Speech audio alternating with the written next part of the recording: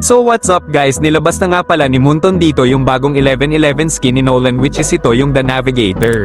Makikita nyo naman dito kung gaano ito kaangas at kaganda.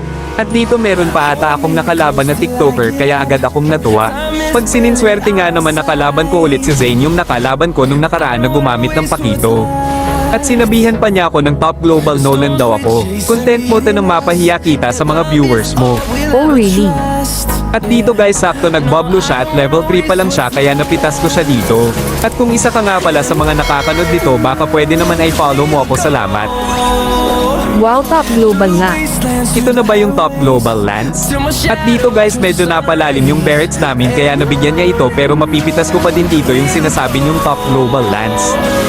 TPR. Ina naman ito. At dito nyo makikita guys kung paano ko lang paglaruan itong top global na ito at tinitipihan ko pa. Akala ko malakas tong Zayn na to, mahina pala. Okay, makikita mo mamaya. Let's see. At dito guys, bigla akong naglag kaya napitas niya ako. Dialag ako. At dito nyo makikita guys kung gaano kagaling mag-only dash tong top global na to.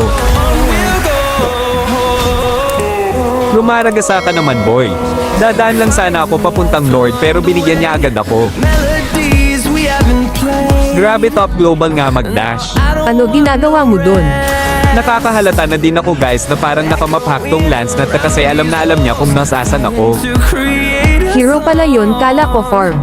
At dito guys, nakita ko lang yung Franco at pinitas ko, pero itong Lancelot ayaw magpaawat kung makapag-only dash.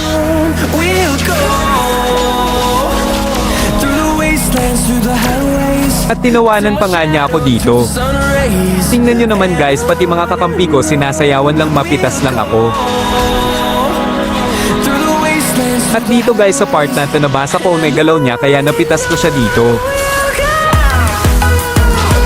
May dumaan na lamok.